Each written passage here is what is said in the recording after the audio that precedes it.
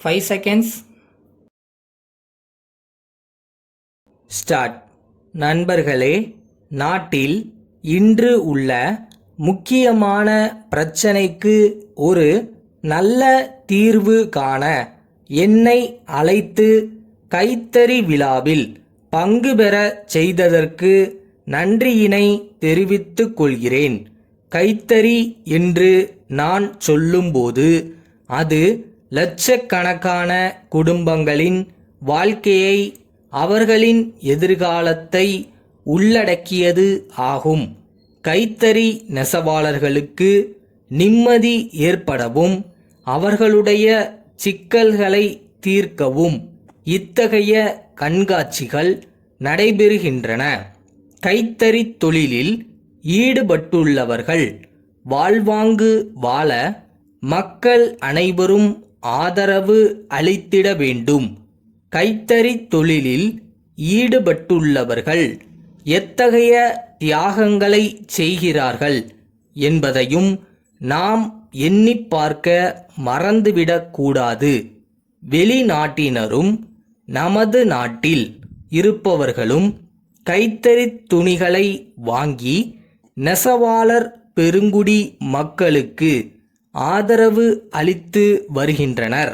அவர்களுக்கு இந்த நேரத்தில் நன்றியினை தெரிவித்துக் கொள்கிறேன். கைத்தறி நெசவாளர்கள் கடமையாற்றுவதை பாராட்டுவதை விட அவர்களை வாழ வைக்கும் நல்ல எண்ணம் ஏற்பட்டு இருப்பதற்காகத்தான் நான் இதை குறிப்பிடுகிறேன். இந்த நல்ல எண்ணத்தின் அடிப்படையில் ஒவ்வொருவரும் செயல்பட்டால் கைத்தறி தொழிலில் ஈடுபட்டிருப்பவர்களின் வாழ்க்கையில் துன்பங்களோ தொல்லைகளோ ஏற்படாது.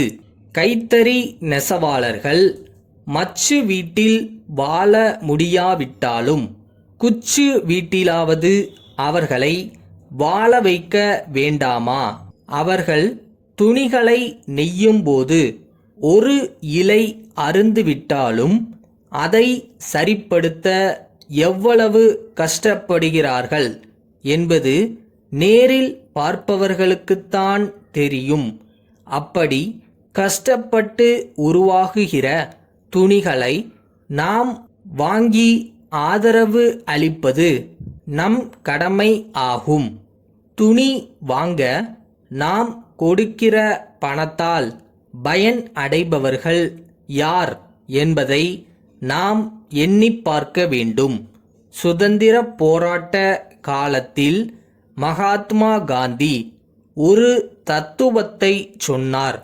நம் நாட்டின் பொருளாதாரம் வெள்ளையர்களால் சுரண்டப்படுகிறது என்பதற்கு உதாரணமாக அதை குறிப்பிட்டார்.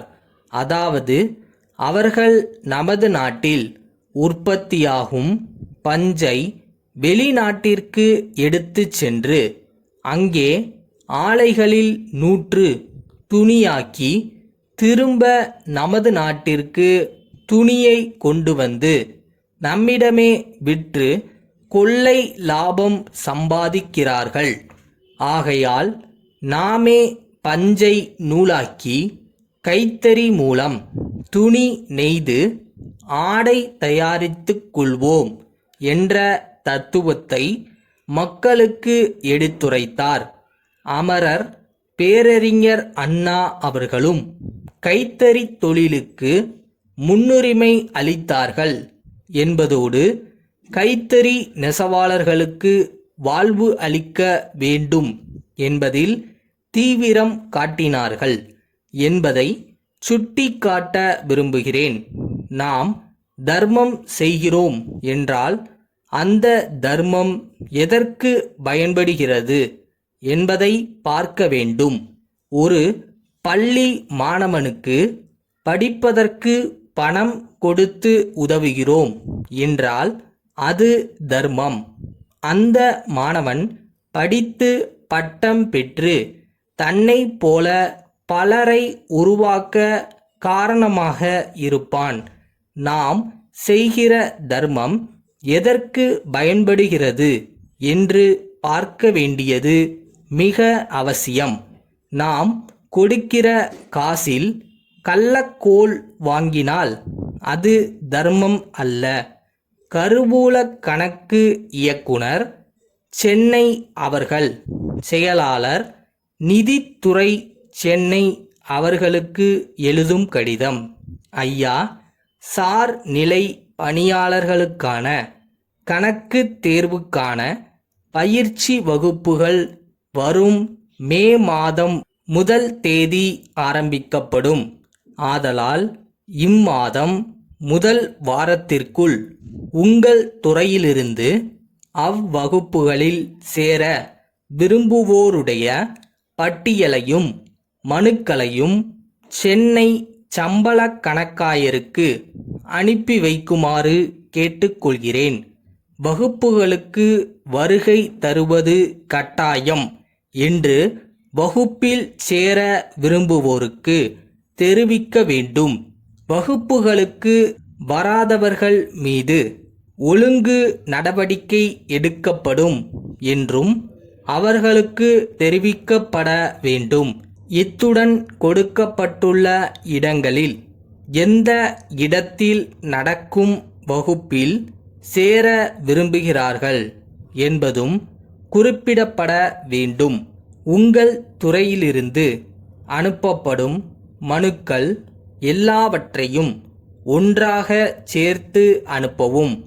மனுக்கள் அனுப்புவதற்கான கடைசி நாள் இம்மாதம் 7ஆம் தேதி ஆகும்.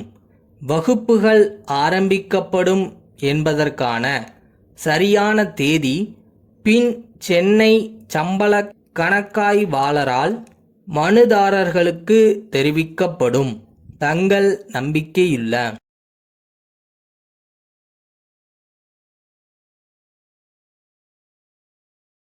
நாளை என்றும் நம் கையில் இல்லை, நாம் யாரும் தேவன் கை பொம்மைகளே. என்றால் கூட போராட நண்பா, என்றைக்கும் தோற்காது உண்மைகளே.